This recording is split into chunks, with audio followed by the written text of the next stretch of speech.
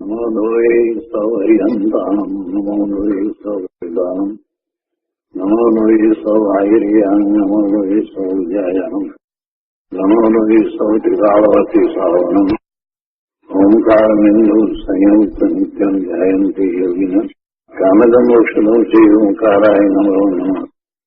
મંગળં ભગવાન મંગળં કુટુંબોની મંગળં કુંકુંડાર્યો જૈન્દ્રમોષ મંગળં નમઃ સમય સાધાય સ્વાનુભૂત્યા ચકાસ્તે ચિત્તવાય ભવાય સર્વવા વિભાવ નિર્ગતા. સમાધિ તંત્ર આચાર્ય પૂજ્યપાદ સ્વામી રચિત સમાધિ તંત્ર તથા શ્રી પ્રભાતચંદ્રજી રચિત સમાધિ તંત્રની ટીકા એનો સ્વાધ્યાય આપણે કરી રહ્યા છીએ. એમાં 12 ગાથા સુધી સ્વાધ્યાય આપણે પૂરો કર્યો છે. 12મી ગાથામાં એ વાત આવી કે અવિદ્યાના સંસ્કારોથી પ્રેરાઈને જે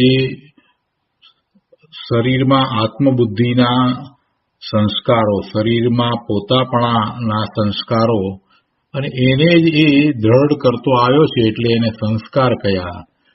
તો એનાથી પ્રેરાઈને આ જીવ શરીર આદિ પર પદાર્થો વિશે ફરીને આત્મબુદ્ધિ જ કર્યા કરે છે. આ ભાવમાં પણ એમ કર્યું, પૂર્વના ભાવમાં પણ એમ કર્યું હતું, એની પહેલા પણ એમ જ કર્યું હતું.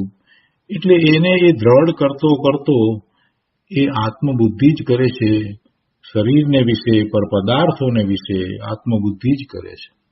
અને એમ કરતા કરતા હવે એ પોતાને પરનો કર્તા અને પરનો ભોગતા માને છે. પરમાં એને કાંઈક કરવાપણું છે, શરીરમાં એને કરવાપણું છે, બીજા અન્ય પદાર્થોમાં પણ એને કરવાપણું છે અને પરનું એને ભોગવવાપણું પણ છે. આવું એને દ્રઢ થઈ ગયું છે. એટલે એ અવિદ્યાના સંસ્કારો છે અને એને કારણે એ પરનો કરતા ભોગતા થાય છે. બહુ સરસ રીતે વાત મૂકી છે. સમાધિ તંત્ર છે અને એમાં આચાર્ય ભગવાન પૂજ્યપાદ સ્વામી આપણને આદિ વ્યાધિ ઉપાધિ રહિત સમાધિ કેમ કરવી એનો માર્ગ બતાવી રહ્યા છે. અનાદિના એવા સંસ્કાર પડ્યા છે કે જેને કારણે જીવ એટલે કે અગૃહિત મિથ્યાત્વને કારણે જીવ પોતે પોતાના આત્મામાંથી આવતા જ્ઞાન, આનંદ, સુખ, શાંતિનો અનુભવ નથી કરતો.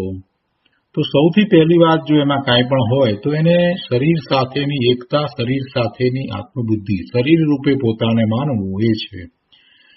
એટલે આચાર્ય ભગવાને કેવી શરૂઆત કરી? બહિરાત્મા, અંતરાત્મા અને પરમાત્માની વાત કરી અને એમાં પછી બહિરાત્માની વાતમાં આ વાત લીધી કે શરીર સાથે એકપણું છે અને એવું શરીર સાથે એકપણું હોવાને લીધે એને પછી રાગ અને દ્વેષ થાય છે. એટલું જ નહીં પણ એને પછી પરનું કર્તાપણું અને ભોગતાપણું થાય છે. એટલે આ બધું તો એને ભાવમાં થાય છે. એ વિભાવ ભાવ રૂપે એમ પરનો કરતા ભોગતા થાય છે. વાસ્તવમાં તો એ કાંઈ પરનો કરતા થતો નથી, પરનો ભોગતા પણ થતો નથી. પણ આવા શુભાશુભ ભાવને લીધે એને તો બંધ પડે છે ને અને એમાં એ વધારે તો પાપના બંધ પડે છે. એટલે અહીંયા કહે છે કે પર પ્રત્યે અહંકાર, મમકાર બુદ્ધિ અને એકતા બુદ્ધિ એ કરી રહ્યો છે એટલે એને રાગ દ્વેષ થાય છે અને એમ એને આશ્રવ અને બંધ થાય છે. એટલે જ્યારે એ કર્મના બંધ ઉદયમાં આવે છે તો એનું લક્ષ્ય કરતા ફરીથી એને એવા જ ભાવ બંધ થઈ જાય છે અને સંસાર ચક્ર ચાલુ જ રહે છે. અને હજી પણ આ વાતને ફરીથી આગળ સમજાવે છે પણ થોડુંક એમાં હવે ટર્નિંગ આવે છે. એમાં એક મોટી મહત્વની વાત આવે છે. તો 13મી ગાથાની અંદર એ વાત લીધી છે. તો આપણે 13મી ગાથા લઈએ. આજે 12મી ગાથા સુધી સ્વાધ્યાય તો આપણે પૂરો કર્યો છે. તો આજે 13મી ગાથા લઈએ છીએ. સમાધિ તંત્રમાં ગાથા 13, પાના નંબર 32 ઉપર, પુસ્તકમાં પાના નંબર 32 ઉપર ગાથા 13. કોમ્પ્યુટરમાં ગો ટુ પેજ નંબર 48. દેહે સ્વબુદ્ધિ આત્મનમ યુનક્તેતેનમ નિશ્ચયાત સ્વ આત્મન્ય એવં આત્મધિ તસ્માત દિયોજતિ દેહિનમ. ગુજરાતીમાં ગાથા છે. દેહ બુદ્ધિજન આત્મને કરે દેહ સંયુક્ત, આત્મબુદ્ધિજન આત્મને તનથી કરે વિમુક્ત. જો બીજી વાત આમાં જે લીધી એ અહીંયા ટર્નિંગ પોઈન્ટ છે. પહેલી વાત તો બરાબર છે કે દેહ બુદ્ધિજન આત્મને કરે દેહ સંયુક્ત, પણ હવે અહીંયા આ વાત આચાર્ય ભગવાન એ લે છે કે જેને આત્મબુદ્ધિ છે એવો જન, આત્મબુદ્ધિજન આત્માને તનથી કરે વિમુક્ત, એટલે શરીરથી એ જુદો પાડે છે. ભેદ જ્ઞાનની શરૂઆત અહીંયાથી આ ગાથાથી આચાર્ય ભગવાન હવે કરે છે. શરીરથી એને જુદો પાડે છે. એટલે શું? શરીરથી એ જુદો પડી જાય છે. શ્રદ્ધામાં એ શરીરથી જુદો પડી જાય છે. અનાદિનું એને મિથ્યા શ્રદ્ધા હતું, તો એ મિથ્યા શ્રદ્ધા ચાલ્યું જાય છે કે શરીર એટલે પોતે, શરીરના કાર્યો પોતે કરે. આ બધું જે મિથ્યા શ્રદ્ધા હતું એ હવે ચાલ્યું જાય છે. ક્યારે? એની હવે વાત કરે છે. તો ટીકામાં અહીંયા કહે છે, ટીકા પહેલા અન્વયાર્થ લઈએ આપણે. અન્વયાર્થમાં અહીંયા કહે છે દેહે સ્વબુદ્ધિ, શરીરમાં આત્મબુદ્ધિ કરનાર બહિરાત્મા, નિશ્ચયાત નિશ્ચયથી, આત્માનમ એતેન યુનક્તિ, એટલે પોતાના આત્માને તેની સાથે, શરીરની સાથે જોડે છે. શું કહ્યું? શરીરમાં આત્મબુદ્ધિ કરનાર બહિરાત્મા ખરેખર પોતાના આત્માને શરીરની સાથે જોડે છે, સંબંધ કરે છે. અર્થાત બંનેને એક રૂપ માને છે. આત્માને અને શરીરને એક રૂપ માને છે, પરંતુ એનાથી જુદું કહે છે હવે કે સ્વ આત્મની એવ આત્મદેહી, એટલે કે પોતાના આત્મામાં જ આત્મબુદ્ધિ કરનાર અંતરઆત્મા. સ્વ આત્મની એવ આત્મદેહી, પોતાના આત્મામાં જ આત્મબુદ્ધિ કરનાર. શરીરમાં આત્મબુદ્ધિ નથી કરતો, પણ પોતાના આત્મામાં જ આત્મબુદ્ધિ કરે છે એવો અંતરાત્મા. દેહિનમ તસ્માત, એટલે પોતાના આત્માને તેનાથી, દેહથી, શરીરથી, વિયોજયતી, પૃથક અલગ કરે છે. શું કરે છે? શરીરથી પૃથક અલગ કરે છે. એટલે શરીરથી અલગ થઈ જાય છે? જે શરીર સાથે રહ્યો છે એનાથી અલગ થઈ જાય છે? ના, શ્રદ્ધામાં એમ કરે છે. શું કહે છે? કે પોતાના આત્મામાં જ આત્મબુદ્ધિ કરનાર અંતરાત્મા પોતાના આત્માને શરીરથી પૃથક અલગ શ્રદ્ધે છે. એવું જ એનું સમ્યક શ્રદ્ધાન છે.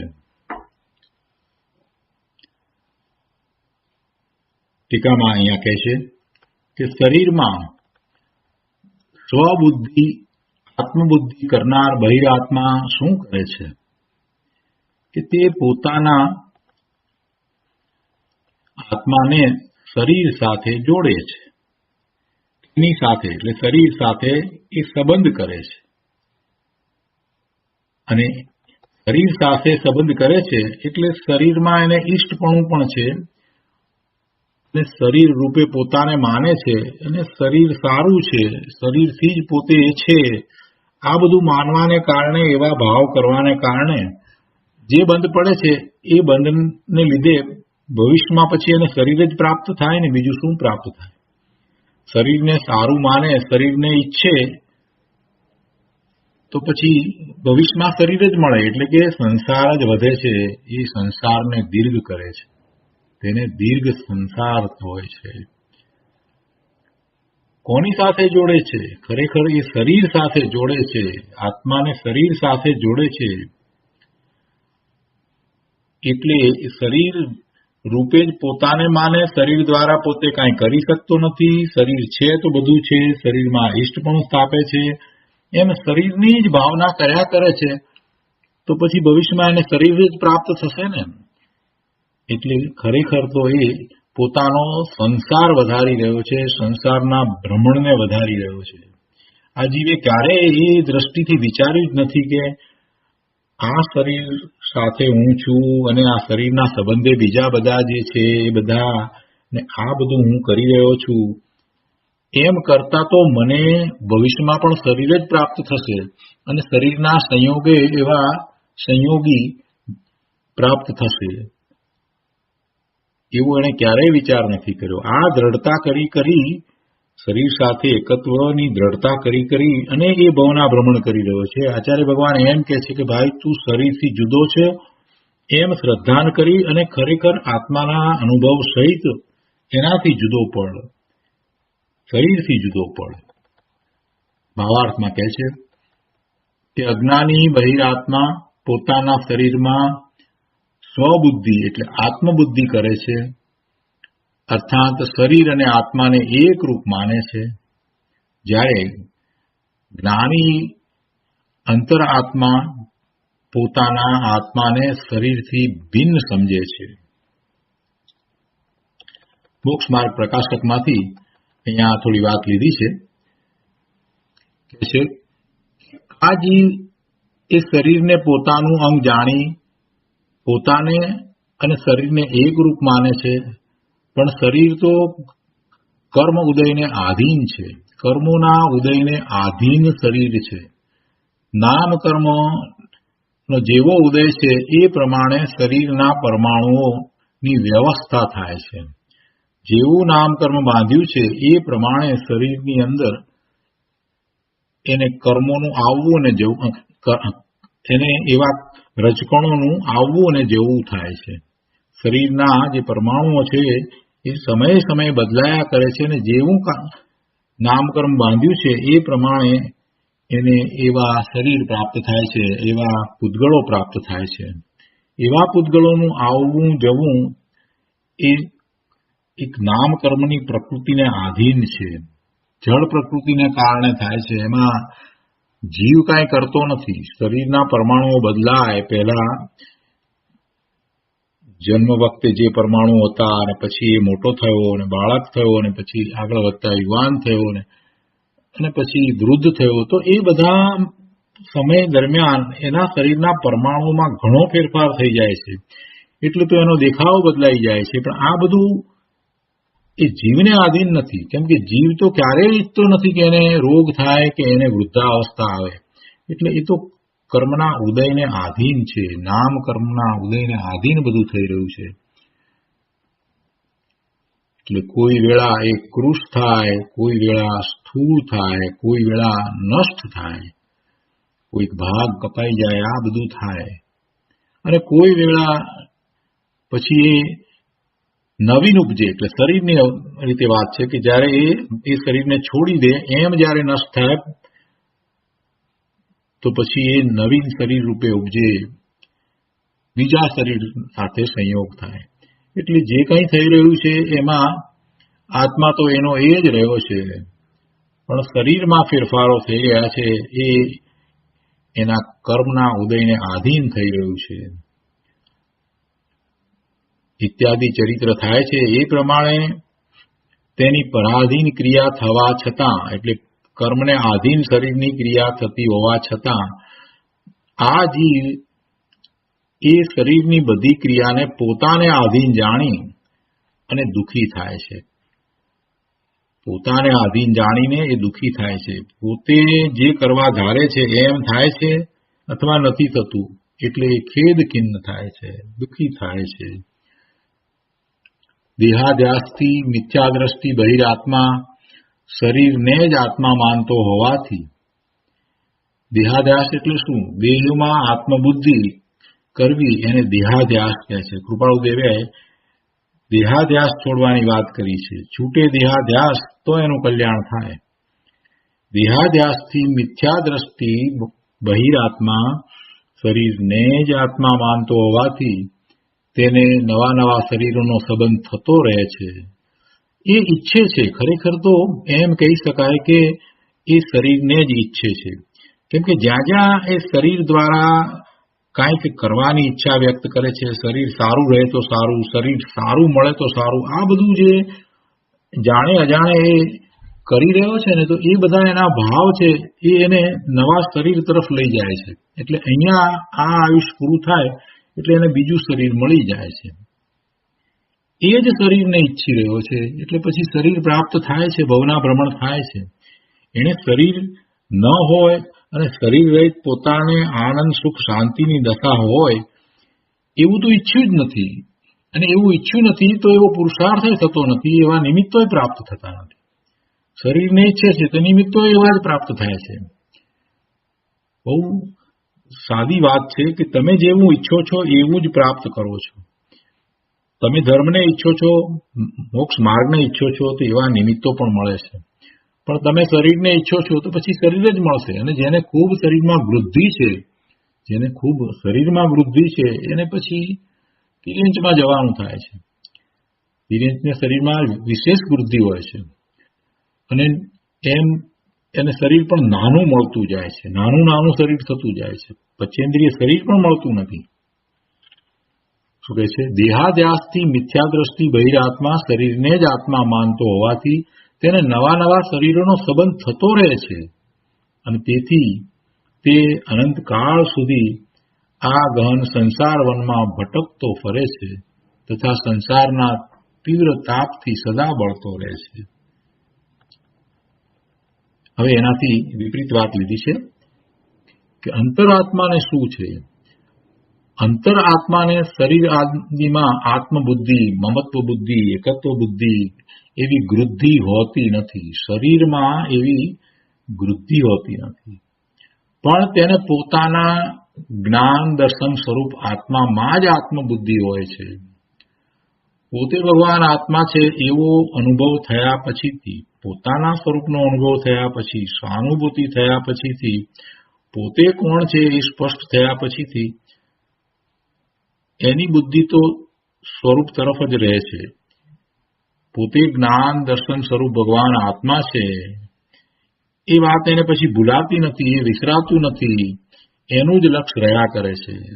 ભલે એને નિર્વિકલ્પ ધ્યાન ન હોય, ચોથા ગુણ સ્થાનની દશા હોય, વારંવાર એ સ્વરૂપમાં ન જઈ શકતો હોય, સ્વરૂપમાં વધારે સમય એકાગ્રતા પણ ન કરી શકતો હોય, તે છતાં પણ પોતે કોણ છે એનું જ્ઞાન ભાન થયા પછીથી સમ્યક દ્રષ્ટિને ધર્મીને પછી પોતાના જ્ઞાન સ્વરૂપ ભગવાન આત્માનું જ લક્ષ્ય હોય છે. એની દ્રષ્ટિ તો પોતાના સ્વરૂપ તરફ જ રહે છે. શરીર રૂપે પોતે નથી એવું ખૂબ સ્પષ્ટ થઈ ગયું છે.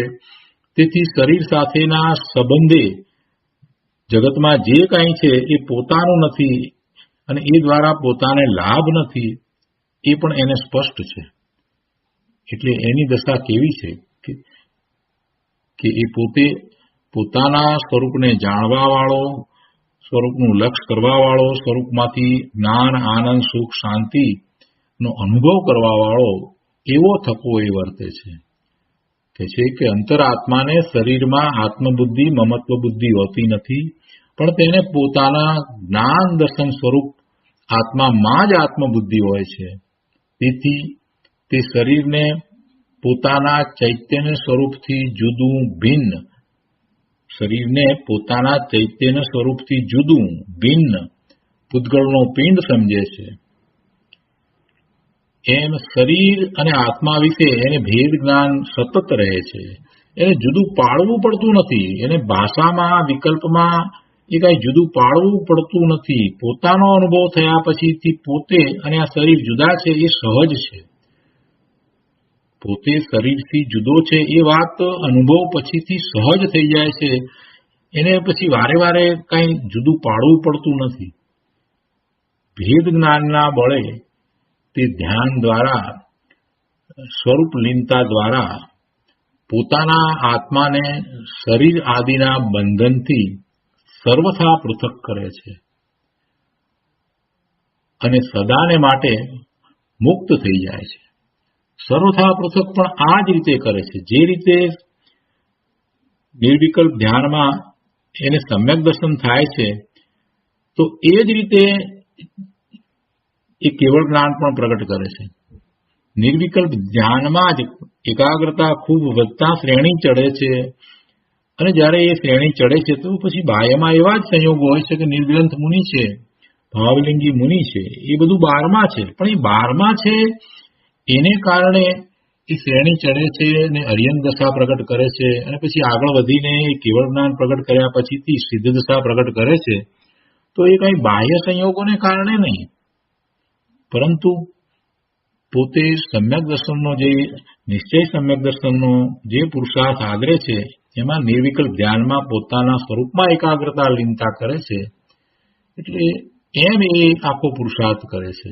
એ જ પુરુષાર્થ જે સમ્યક દર્શનનો પુરુષાર્થ છે, એ જ મોક્ષ માર્ગનો પુરુષાર્થ છે, અને એ જ કેવળ જ્ઞાનનો પુરુષાર્થ છે. ફેર એટલો છે, ફેર માત્ર એટલો છે કે એની એકાગ્રતા એમાં ઘણી વધી ગઈ છે. જ્યારે એકાગ્રતા સ્વરૂપને વિશે ઘણી વધી જાય છે, વારંવાર સ્વરૂપને સ્પર્શે છે, એટલે સહજ રીતે બહારમાં ક્યાંય રસ પડતો નથી, અને એવો જ્ઞાન સહિતનો એને વૈરાગ્ય ઉત્પન્ન થાય છે. તો જ્ઞાન સહિતના વૈરાગ્યને કારણે એને મુનિ દશા સહજ લેવાઈ જાય છે. એ દીક્ષા સહજ રીતે લે છે, અને દીક્ષા લીધા પછીથી 28 મૂળ ગુણ સહિત એવું નગ્ન દિગંબર મુનિપણું પણ એને સહજ છે. કેમ કે એની દ્રષ્ટિ તો સ્વરૂપમાં રહી છે, સ્વરૂપ તરફ એની દ્રષ્ટિ રહી છે. સાતમા ગુણસ્થાનની દશાને જયારે પ્રગટ કરે છે તો એને આત્માનું પ્રચુર સ્વસંવેદન હોય છે. એટલે એમ એ સદાને માટે આગળ વધીને એ શરીરથી પૃથક થઈ જાય છે. એ વાત અહીંયા લીધી છે. બધા જ બંધનોથી એ જુદો પડી જાય છે. ધ્યાન દ્વારા ભેદ જ્ઞાનના બળે તે ધ્યાન દ્વારા સ્વરૂપ લીનતા દ્વારા પોતાના આત્માને શરીર આદિના બંધનથી સર્વથા પૃથક કરે છે, અને સદાને માટે મુક્ત થઈ જાય છે. મૂળ વાત આ લેવામાં આવી છે, કેમ કે એને શરીર સાથે પોતાપણું માન્યું છે. એ જ્યાં સુધી જાય નહીં ત્યાં સુધી ધર્મની શરૂઆત નથી થતી. એટલે આ રીતે વાત આચાર્ય ભગવાને અહીંયા મૂકી છે. અને મોક્ષમાર્ગ પ્રકાશકમાં પંડિત ટોડરમલજીએ પણ એ જ વાત એ રીતે લીધી છે. આગળ કહે છે, અનાદિકાળથી શરીરને આત્મા માનવાની ભૂલ જીવે પોતે જ પોતાની અજ્ઞાનતાથી કરી છે. વર્તમાનમાં એવા જીવો ઘણા જ આપણને મળે કે જેને એમ જ છે કે આ શરીર છે, એ જ પોતાનું શરીર, એ જ પોતાનું આત્મા, એ જ પોતાનું અસ્તિત્વ, પોતે એનાથી જુદો નથી. એને કહીએ કે તું હું કહે છે તો એ હું કોણ છો? તો એ પોતાનું શરીર બતાવશે. જે શરીર સાથે રહ્યો છે એને એ હું માને છે. વાસ્તવમાં એમ નથી. હું કહેતા જે જ્ઞાન સ્વરૂપ છે એ આત્મા છે. હું કહેતા આ શરીર નહીં. હું કહેતા જે જ્ઞાન કરવા વાળો છે, જે આનંદનો અનુભવ કરવા વાળો છે, એવો એ ભગવાન આત્મા છે. હું કહેતા શરીર નથી. પણ આ વાત એને કોણ સમજાવે? અનાદિથી એને એવા દ્રઢ કર્યા છે સંસ્કાર શરીર સાથે એકત્વના કે એને એ બહુ અઘરું પડે છે. જેને આવી થોડીક બુદ્ધિ થઈ છે, જેને શાસ્ત્રનો અભ્યાસ કર્યો છે, દ્રવ્યાનુયોગનો અભ્યાસ કર્યો છે, એને આત્માનું સ્વરૂપ કાંઈક સમજાયું છે, તો જ્યારે એ સ્વાધ્યાય કરે છે, દ્રવ્યશ્રુતના અભ્યાસ કરે છે, ત્યારે તો એ બોલે છે કે શરીરથી જુદો આત્મા છે. પણ પાછો સ્વાધ્યાય પૂરો થતાં જ એ જે વર્તન કરે છે એમાં તો એને શરીર રૂપે જ પોતાપણું દેખાઈ રહ્યું છે. શરીર રૂપે જ પોતાપણું એને લાગે છે. એનું બધું જ વર્તન એ રીતે જ છે. એટલે વારંવાર આચાર્ય ભગવાન આપણને આ છેલ્લી 4-5 ગાથાથી એ જ સમજાવી રહ્યા છે કે ભાઈ તારા વર્તનમાં, તારા રાગ દ્વેષના બધા ભાવોમાં તું ખરું કારણ જોવા જઈશ તો તું પોતાને શરીર રૂપે માને છે. એટલે આખું બધું જ જે તારા ભાવ છે એ માન્યતાને આધીન જ થઈ રહ્યા છે. જો તું તારી માન્યતા બદલી નાખે કે તું શરીર રૂપે નથી અને પછી જો તારું વર્તન કરે તો એમાં પછી રાગ દ્વેષનું કોઈ કારણ જ રહેતું નથી. પર સાથેના જે સંબંધ જે છે એ કેવા સંબંધ છે? જીવો સાથેના સંબંધ એવા થઈ જાય છે કે બીજા જીવો છે તે પણ ભગવાન આત્મા છે. પૂતગળ સાથેના સંબંધ, જે પૂતગળની બધી પર્યાયો, સ્કંદની પર્યાયો જે જુએ છે એમાં એને જોઈને રંજિત થતો હતો, એના સ્થાને એમ થઈ જાય છે કે એ બધું પૂતગળ છે અને એ જડ છે, એ અચેતન છે. આ શરીર છે એ પણ પૂતગળનો સ્કંદ છે, એ અચેતન જડ છે, એનાથી જુદો હું છું. એના કાર્યો હું કરતો નથી, કરી શકતો નથી. એનું કાર્ય જે થાય છે તે થાય છે, એમાં જે ફેરફાર થાય છે તે થાય છે. હું એમાં નથી, એ ફેરફાર કરનારો પણ હું નથી. આવી દ્રષ્ટિ થઈ જાય છે. જો આવું નથી થતું તો પછી એ જે બોલે છે, મુખેથી બોલે છે કે શરીર અને આત્મા જુદા, એ બધું માત્ર વાણી છે, વાણી વિલાસ છે, બીજું કાંઈ નથી. એને સાચા અર્થમાં સ્વીકાર્યું જ નથી. અને એ સાચા અર્થમાં આપણે સ્વીકારીએ એ માટે આચાર્ય ભગવાન વારંવાર આ વાત કરી રહ્યા છે. શરીર આદિમાં આત્મબુદ્ધિ રૂપ ભ્રમ વિભ્રમથી ઉત્પન્ન થયેલું દુઃખ, એને દૂર કરવાનો એક જ માત્ર ઉપાય છે કે આત્મજ્ઞાન, આત્માનું જ્ઞાન, આત્માના અનુભવ સહિત એને આત્માનું જ્ઞાન થાય તો બધી શાંતિ થઈ જાય. એ જ એનો એકમાત્ર માર્ગ છે. એટલે કે સમ્યક દર્શન પ્રગટ કરે, આત્મજ્ઞાન કરે તો સાચું જ્ઞાન થતા પછી આ શરીરમાંથી એકત્વ બુદ્ધિ છૂટી જાય, એનો ભ્રમ ચાલ્યો જાય, એનું મિથ્યાત્વ ચાલ્યું જાય. આવી વાત છે. તો આ 13મી ગાથા ઉપર પૂજ્ય ગુરુદેવ કાંજી સ્વામીએ જે વિસ્તાર કર્યો છે એ આપણે લઈએ. આત્મભાવના પુસ્તકમાં પાના નંબર 74 ઉપર અને કોમ્પ્યુટરમાં ગો ટુ પેજ નંબર 82. આત્મભાવના પુસ્તકમાં પાના નંબર 74 ઉપર અહીંયા કહે છે કે દેહ બુદ્ધિ વાળો જીવ ફરી ફરી દેહને ધારણ કરે છે. દેહથી ભિન્ન આત્મબુદ્ધિ વાળો જીવ અશરીરી થાય છે. બે વાત સાથે લઈ લીધી. દેહ બુદ્ધિ વાળો જીવ, જેને દેહની બુદ્ધિ છે, એવો જીવ ફરી ફરીને દેહને જ પ્રાપ્ત કરે છે, દેહને ધારણ કરે છે, સંસારમાં ભટકે છે. અને દેહથી ભિન્ન આત્મબુદ્ધિ વાળો જીવ એ અશરીરી થાય છે, તે સિદ્ધ થાય છે. આ 13મી ગાથાનો સાર અહીંયા કહી દીધો. આ વાત છે. ગુરુદેવ કહે છે દેહ તે જ હું છું એવી મિથ્યા બુદ્ધિને લીધે અજ્ઞાની ફરી ફરીને દેહને જ ધારણ કરે છે. અને જ્ઞાની તો દેહથી ભિન્ન ચિદાનંદ તત્વને જાણતો થકો એ દેહને છોડે છે, દેહથી જુદો પડે છે અને છેવટે દેહ રહિત દશાને પ્રાપ્ત કરે છે.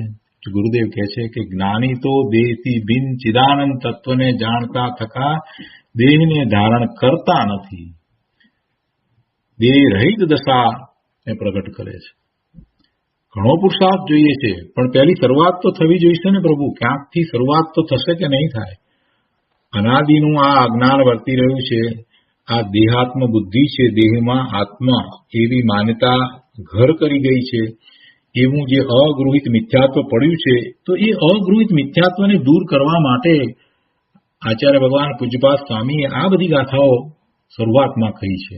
કેમ કે આપણને આ અનાદિના સંસ્કારો ખૂબ દ્રઢ થયા છે. જેટલા ભાવ થતા જાય છે, દરેક ભાવમાં એની દ્રઢતા વધતી જાય છે. અને એ તો 12મી ગાથામાં એ વાત આવી ને, પેલા કુવા ઉપરના થાળાનું ઉદાહરણ આપીને એ વાત સમજાવ્યું ને કે એમાં એ કાપો પડતો જાય છે, ઊંડો ઊંડો પડતો જાય છે.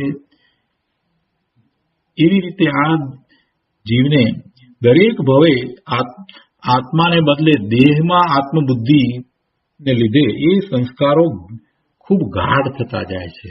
અને એમ કરતા એ દેહને જ પ્રાપ્ત કરે છે, બીજું કાંઈ પ્રાપ્ત કરતો નથી. એટલે ભવના ભ્રમણને જ પ્રાપ્ત કરે છે. તો ક્યાંક તો શરૂઆત કરવી પડશે પ્રભુ તારે, ક્યાંક તો શરૂઆત કરવી પડશે ને. એટલે અહીંયા આચાર્ય ભગવાન સમજાવે છે કે પહેલી તો તારી આ માન્યતાને તું છોડી દે. પહેલી તો તારી આ માન્યતાને તું છોડી દે કે તું દેહ રૂપે છે. તું દેહ રૂપે નથી, તું દેહ રૂપે નથી, તને દેહની અપેક્ષા પણ નથી. તું દેહ વિના સદાય ચૈતન્ય મૂર્તિ છો, જ્ઞાન સ્વભાવી ભગવાન આત્મા છો. દેહ સાથે રહ્યો છે તે વખતે પણ તું જ્ઞાન સ્વભાવી ભગવાન આત્મા જ છો. એ બુદ્ધિને અપનાવ, એ શ્રદ્ધાને તું પ્રગટ કર. એ અનુભવ સહિત એવી શ્રદ્ધા થાય પછી તો એ જ્ઞાની દેહથી ભિન્ન ચિદાનંદ તત્વને જાણતા અનુભવ કરતા થકા એ છેવટે અંતે એ દેહ રહિત દશાને પ્રાપ્ત કરે છે. એટલે દેહને ધારણ કરતા નથી. તો આ રીતે બહિરાત્મા અને અંતરાત્માના કાર્યનો ભેદ અહીંયા આ ગાથામાં દર્શાવી દીધો છે. હવે મૂળ ગાથાનો વિસ્તાર કરતા ગુરુદેવ કહે છે કે દેહમાં જ સ્વબુદ્ધિ રાખનાર, દેહમાં જ પોતાપણું માનનાર એવો એ બહિરાત્મા પોતાને ફરી ફરીને શરીર સાથે જોડીને નવા નવા શરીર ધારણ કરીને સંસારમાં રખડે છે અને પોતાના આત્મામાં જ આત્મબુદ્ધિ રાખનાર, પોતાના આત્મામાં જ આત્મબુદ્ધિ રાખવી, પોતે આત્મા શુદ્ધ છે, પવિત્ર છે, નિર્મળ છે, અનંત ગુણનો પિંડ છે, એ આ દેહથી જુદો છે, બીજા બધા પર પદાર્થોથી પણ જુદો છે, એ ચેતન છે, એવી આત્મામાં જ પોતાપણાની બુદ્ધિ કરનાર, પોતે આત્મા છે પણ શરીર નથી, પોતે આ શરીરથી જુદો છે એ તો નાસ્તિથી કથન કર્યું, પણ પોતે અસ્થિથી જ્ઞાન સ્વરૂપ છે એમ આત્મામાં જ આત્મબુદ્ધિ રાખનાર એવો એ અંતરાત્મા છે. અને એ અંતરાત્મા પોતાના આત્માને શરીરથી ભિન્ન કરી નાખે છે. ભલે આ ભાવમાં એ શરીર સાથે છે છતાં પણ શરીરથી ભિન્ન થઈ જાય છે. એની શ્રદ્ધામાં હવે શરીર કાંઈક બીજું છે, જુદું છે, પર છે, પર પદાર્થ છે એમ એને સહજ રહે છે. અને એવો જીવ એ જ મુક્તિની સમીપ હોય છે, એટલે એ છેવટે મુક્તિને પામે છે. આ રીતે બહિરાત્માને શરીર બુદ્ધિનું ફળ છે તે સંસાર છે. બહિરાત્માને શરીરમાં બુદ્ધિ, શરીર રૂપે પોતાપણું માનવું જ એવી બુદ્ધિ, એના ફળ સ્વરૂપે એને સંસાર પ્રાપ્ત થાય છે, ભવના ભ્રમણ પ્રાપ્ત થાય છે. અને અંતરાત્માને આત્મબુદ્ધિના ફળ રૂપે મુક્તિની પ્રાપ્તિ થાય છે, મોક્ષની પ્રાપ્તિ થાય છે. બહિરાત્માને સંસાર ફળે છે અને અંતરાત્માને મુક્તિ પ્રાપ્ત થાય છે. જેમ લોકોમાં એમ કહેવાય છે કે ચુડેલ ડાકણને જો બોલાવીએ તો તે વળગે છે, ન બોલાવો તો તે ચાલી જાય છે. ગુરુદેવે એક બહુ સરસ ઉદાહરણ આપ્યું છે. શું કહે છે કે આ એવું કહેવાય છે, લોકમાં એવું કહેવાય છે કે ચુડેલ ડાકણને જો બોલાવીએ તો તે વળગે છે અને ન બોલાવો તો તે ચાલી જાય છે. તેમ આ શરીર રૂપી ચુડેલ છે અને તે શરીરને જે પોતાનું માને છે એને બોલાવે છે તો એને એ વળગે છે, એટલે નવું શરીર એને મળવાનું છે. શરીરમાં જે ઈષ્ટપણું સ્થાપે છે, શરીરને પોતાનું માને છે તો એને પછી ભવિષ્યમાં શરીર જ મળે છે. શરીર તે હું એવી મિથ્યા બુદ્ધિ કરે છે એટલે હવે એને શરીર ગમે છે તો ભાઈ તને હવે શરીર જ મળશે, બીજું શું મળે. એટલે ગુરુદેવ કહે છે કે શરીરને જે પોતાનું માને છે તેને જ તે વળગે છે. એટલે કે શરીર તે હું એવી મિથ્યા બુદ્ધિને લીધે જ જીવ સંસારમાં નવા નવા દેહ ધારણ કરીને જન્મ મરણ કરે છે. એનાથી વિપરીત, એનાથી જુદું કે છે કે દેહને પોતાથી ભિન્ન જાણીને ચિદાનંદ સ્વરૂપ આત્માને જે સેવે છે તેને મોક્ષ થતા હંમેશને માટે શરીર છૂટી જાય છે, એને નિર્વાણ થાય છે અને એ સિદ્ધ શિલા ઉપર બિરાજી જાય છે. ફરીને એને આ શરમજનક દેહનો સંયોગ થતો નથી. દેહને તો શરમજનક કહ્યું છે. ભગવાન આત્મા એ જ્ઞાન સ્વરૂપ પવિત્રતાની મૂર્તિ છે, એને આ દેહ સાથે રહેવું પડે એ તો શરમજનક પરિસ્થિતિ છે. એ કઈ સારી પરિસ્થિતિ નથી. ગમે તેટલું સારું શરીર મળ્યું હોય, દેવનું શરીર મળ્યું હોય કે ઇન્દ્રનું શરીર મળ્યું હોય તોય શું છે, એ શરીર સાથે રહેવું એ આત્માને શોભતું નથી. આત્માને શરીર સાથે રહેવું એ શોભતું નથી. એ તો શરમજનક સ્થિતિ છે. દેહનો સંયોગ તો શરમજનક છે. આત્માને એવો સંયોગ હોય નહીં. અહીંયા કહે છે કે અશરીરી આત્માને ચૂકીને શરીરને જેણે પોતાનું માન્યું તે જ 4 ગતિમાં ભ્રમણ કરે છે અને એવા 4 ગતિમાં જે જાતના અનુરૂપ શરીર છે એવા અનુરૂપ શરીરને પ્રાપ્ત કરે છે, એની સાથે રહે છે, દુઃખી થાય છે. પણ અશરીરી ચૈતન્ય સ્વભાવને ઓળખીને એવા પોતાના ચૈતન્ય સ્વભાવને જે આરાધે છે તે અશરીરી સિદ્ધ થઈ જાય છે. અને અહીંયા એક યોગીન્દ્ર દેવનો શ્લોક લીધો છે. એમાં કહે છે, ધ્યાન વડે અભ્યંતરે દેખે જે અશરીર. ધ્યાન વડે અભ્યંતરે અંતર્મુખ થઈને દેખે જે અશરીર, એટલે કે જે પોતે પોતાના આત્માને અનુભવે છે, જે આત્મા અશરીરી છે, શરીર વિનાનો છે, એવા આત્માને દેખે છે, અનુભવે છે. અહીંયા દેખવું લીધું છે. દેખવું એટલે દર્શન. દર્શન એટલે આત્મા અવલોકન. આત્માનું અવલોકન થાય, એનો પ્રતિભાસ થાય છે.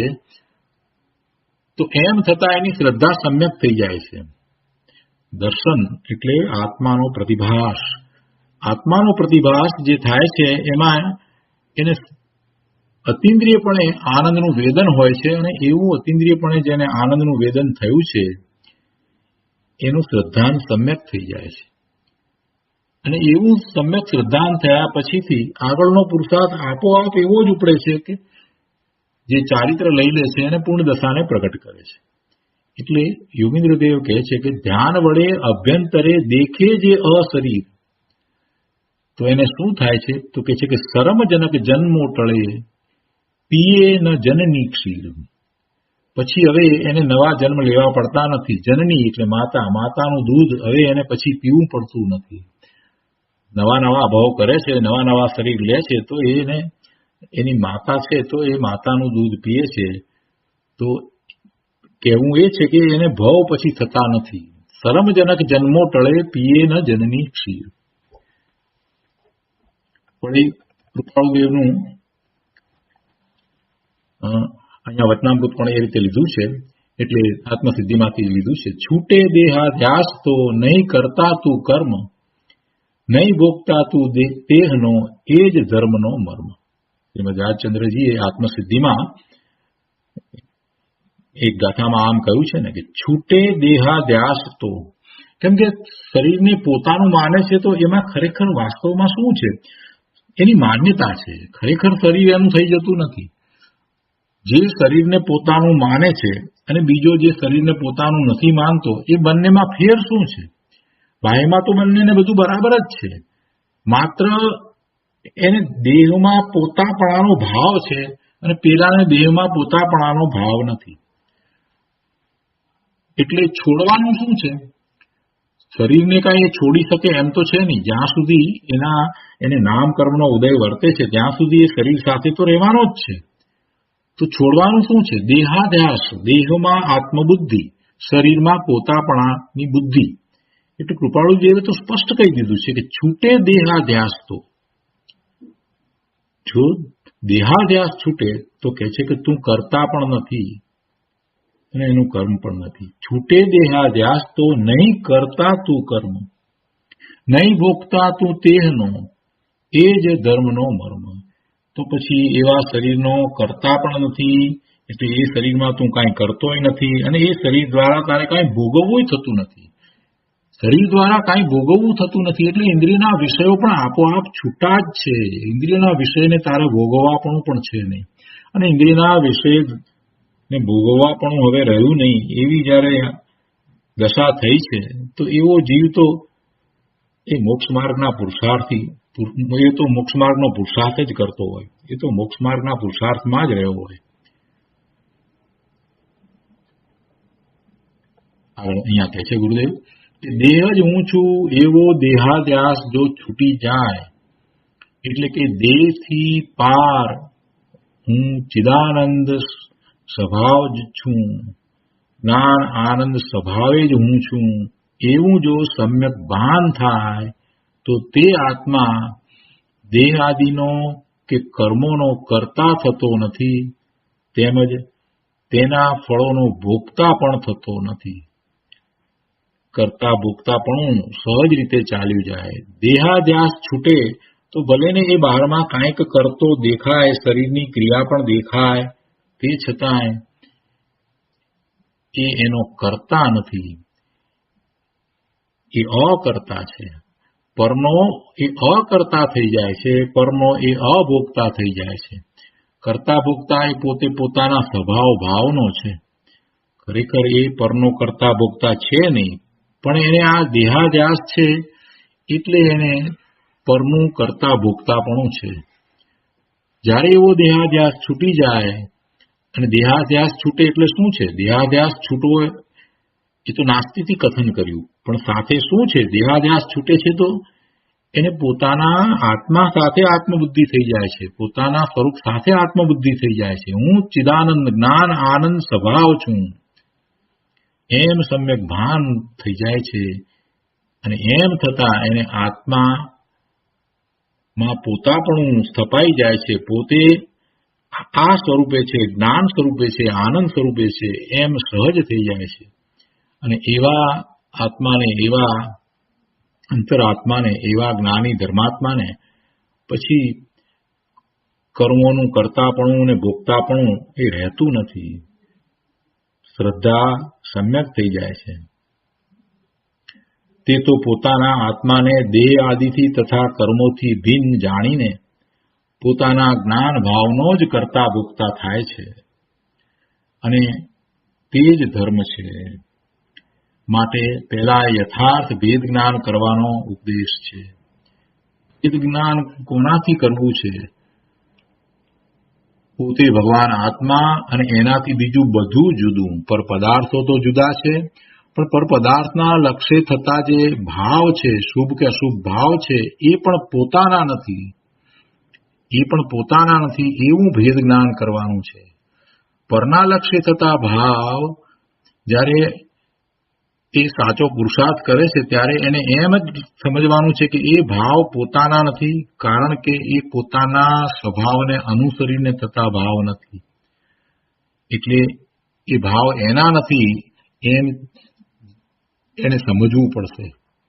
પણ એને એકાંતે એ પોતાના ભાવ નથી એમ લઈ લેશે, શુભ ને અશુભ ભાવ પોતાના નથી એમ એકાંતે લઈ લે તો પછી એ પુરુષાર્થ ઉપાડી શકતો જ નથી.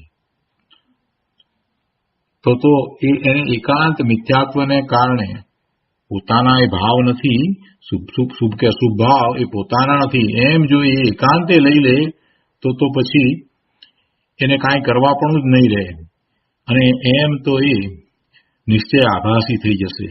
એટલે એકાંતે નહીં, પરંતુ અપેક્ષાથી સમજીને કે જ્યારે એ પોતે પોતાના સ્વરૂપનું લક્ષ્ય કરવા બેઠો છે તો સ્વરૂપ કેવું છે, દ્રષ્ટિનો વિષય કેવો શુદ્ધ છે, પોતાનું સ્વરૂપ જ્ઞાન સ્વરૂપ છે, એમ જ્યારે એ લે છે તો એને એવું ભેદ જ્ઞાન કરવું પડે કે જે આ પરલક્ષ્ય થતા પોતાના જે શુભ ભાવ છે એ ભાવ એ પોતાના નથી, એ પોતાના સ્વરૂપને અનુસરીને થતા નથી, માટે એ પોતાના નથી.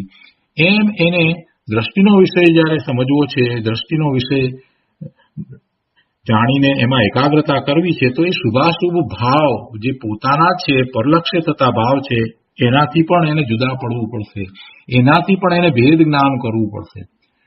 અરે એટલું જ નહીં, પણ પોતાના સ્વરૂપના લક્ષ્ય થતા જે પરિણામ થયા, જે નિર્મળ પરિણામ થયા, સમ્યક દર્શન, સમ્યક જ્ઞાન, સમ્યક ચારિત્ર્યના પરિણામ થયા, તો એવી જે પર્યાય જે પૂર્વે થઈ એ પર્યાયથી પણ પોતે જુદો છે, અને એ જે જુદો છે તે પોતાનું શુદ્ધ સ્વરૂપ છે, એનું લક્ષ્ય કરતા, ત્યાં એકાગ્રતા કરતા, એને દ્રષ્ટિનો વિષય બનાવતા એને એવા નિર્મળ પરિણામ થાય છે. એટલે ભેદ જ્ઞાનમાં તો એને ઘણા આગળ વધવાનું છે. આ માત્ર પર પદાર્થોથી અને શરીરથી પોતે જુદો છે એટલી વાતથી કામ નહીં થાય, એને ઘણા આગળ વધવું પડશે. પરના લક્ષ્ય તથા શુભ ભાવો, એ શુભ ભાવથી પણ એને જુદા પડવું પડશે. એ હું નહીં, હું કોણ? હું કોણ એમાં હુંમાં જે એકાગ્રતા કરવી છે, ત્યારે એ દ્રષ્ટિનો વિષય જે છે એમાં કોઈ પર્યાય નથી. એ પર્યાય વિનાનું ત્રિકાળ શુદ્ધ દ્રવ્ય એની દ્રષ્ટિ કરવાની છે. કેમ કે પર્યાયને સાથે રાખશે અને પર્યાયનું લક્ષ્ય કરશે તો એની એકાગ્રતા નહીં થાય. અને એમાં એ જે શુભ ભાવ એ તો વિભાવ છે, એ તો એના છે જ નહીં. એ એના સ્વરૂપને અનુસરીને થતા નથી. એટલે એનાથી તો એને ભેદ જ્ઞાન કરવાનું છે. એ પોતા પણ નથી, પોતે એ પણ નથી. અહીંયા કહે છે કે આત્માને અનાદિકાળથી કેમ અશાંતિ છે અને શાંતિ કેમ મળે, સમાધિ કેમ થાય, તે વાત ચાલે છે. જ્ઞાન આનંદ સ્વરૂપ આત્મા છે. આત્મા જ્ઞાન આનંદ સ્વરૂપ છે. તે શરીરથી જુદો જ્ઞાતા દ્રષ્ટા છે, જાણવા દેખવા વાળો છે. એ માત્ર જ્ઞાન કરે છે, જાણે છે, બીજું કાંઈ કરતો નથી. આત્મા શરીરનો જાણનાર છે, પણ પોતે શરીર નથી. આત્મા શરીરને જાણે, પણ આત્મા શરીર રૂપ નથી. છતાં અજ્ઞાની એમ માને છે કે હું જ શરીર છું, શરીર મારું છે. અને આવી એની મિથ્યા માન્યતા, આવી ભ્રમ બુદ્ધિને લીધે તે ચૈતન્યમાં એકાગ્ર થતો નથી. દેહની મમતાથી ફરી ફરીને નવા નવા શરીરો ધારણ કર્યા કરે છે અને શરીરના લક્ષ્ય દુઃખી થાય છે, અશાંત થઈ રહ્યો છે. તેને આચાર્યદેવ સમજાવે છે કે અરે જીવ, આ શરીર તું નથી, તું તો ચૈતન્ય સ્વરૂપથી અરૂપી છો. આત્માનું સ્વરૂપ આચાર્ય ભગવાન સમજાવે છે કે ભાઈ તું શરીર રૂપે નથી, તું તો ચૈતન્ય સ્વરૂપ જ્ઞાન સ્વરૂપ છો. તું તો અરૂપી છો, તું રૂપી પદાર્થ નથી. આ દેહ છે તો રૂપી છે, એને તો મૂર્તિકપણું છે, જ્યારે તું તો અરૂપી છો. દેહથી ભિન્ન તારા સ્વરૂપને જાણ, તો તને શાંતિ થાય.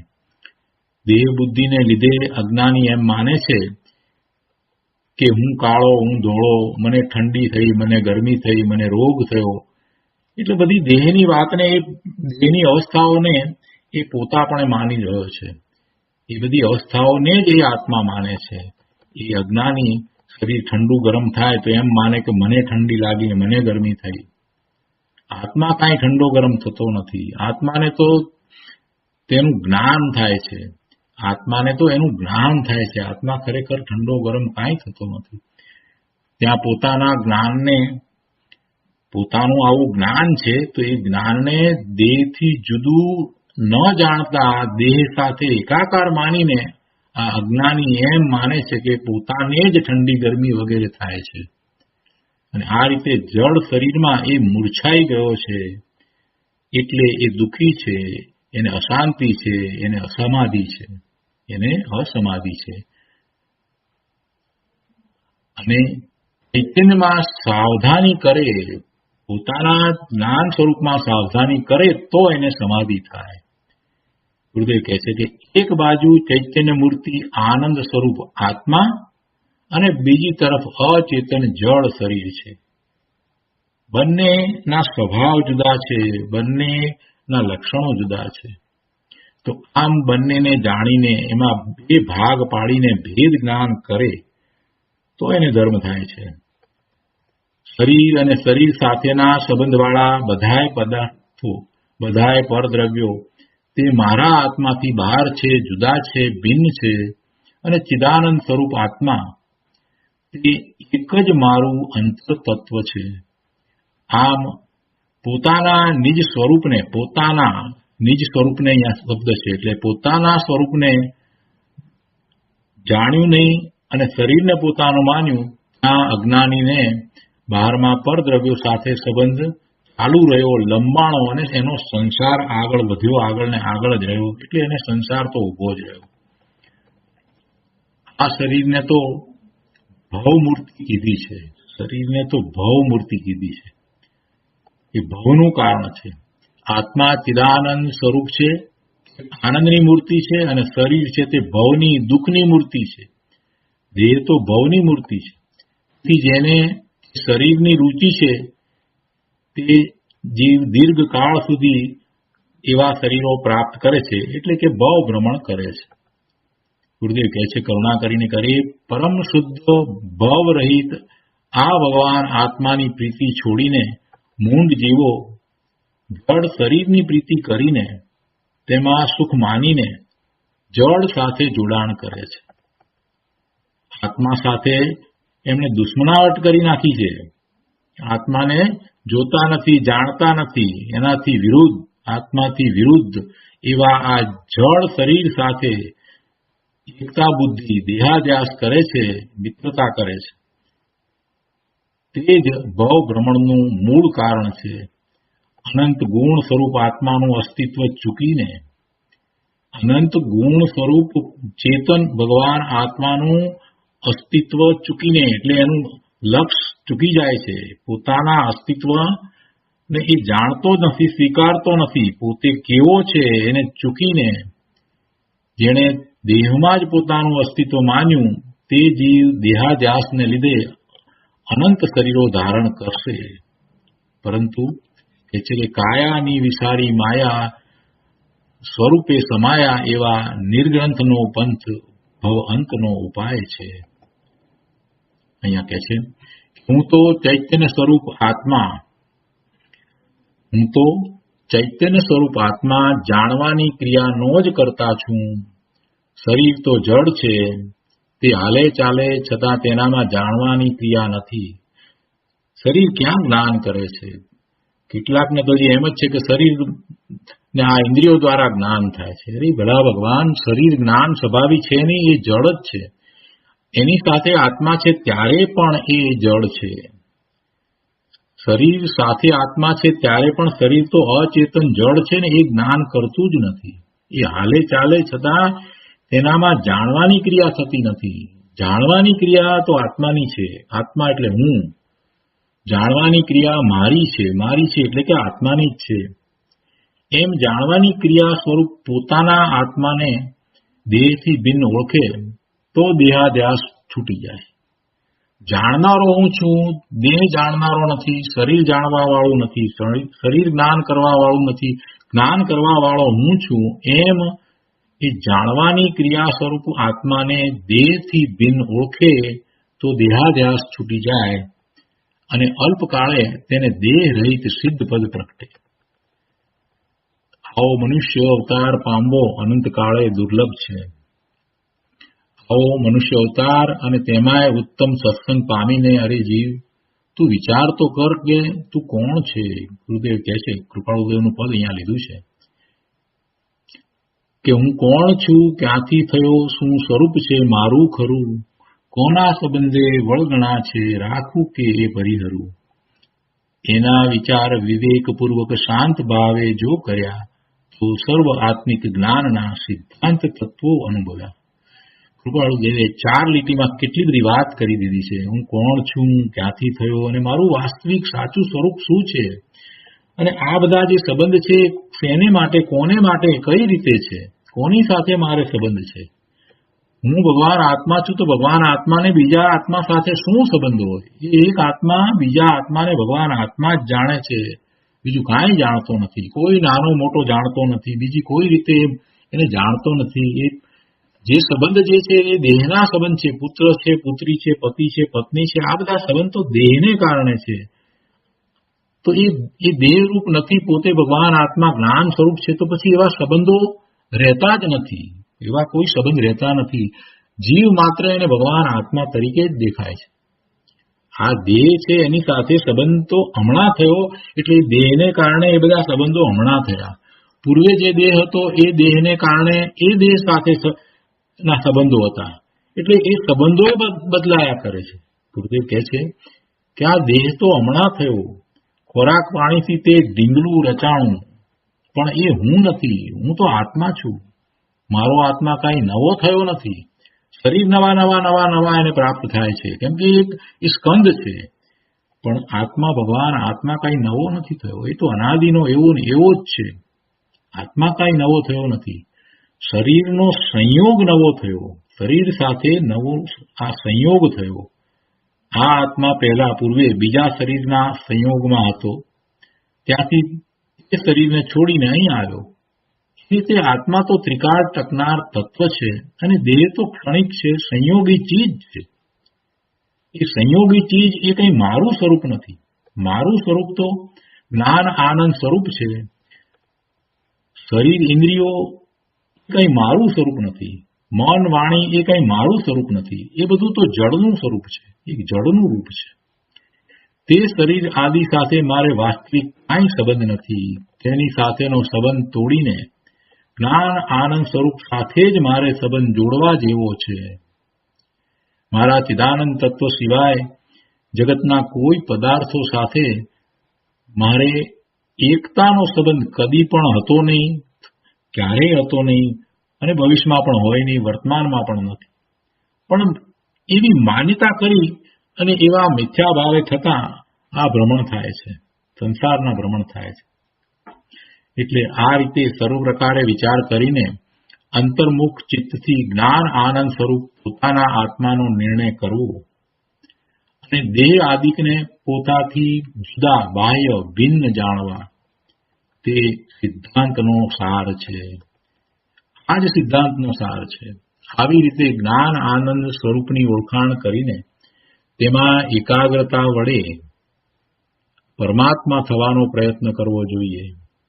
આ દેહ તો જડ છે, તે દેહમાંથી કાંઈ પરમાત્મા દશા નથી આવતી. પરમાત્મા દશા તો આત્મામાંથી આવે છે. દેહમાંથી કાંઈ પરમાત્મા દશા પ્રગટ થતી નથી. દેહમાં જે થઈ રહ્યું છે તે તેના કારણે થઈ રહ્યું છે. દેહમાં ઉપવાસ થાય છે તો એ દેહને કારણે થાય છે. ખોરાકનો દેહ સાથે સંયોગ નહોતો થવાનો તો ન થયો. એમાં આત્માને કાંઈ નથી.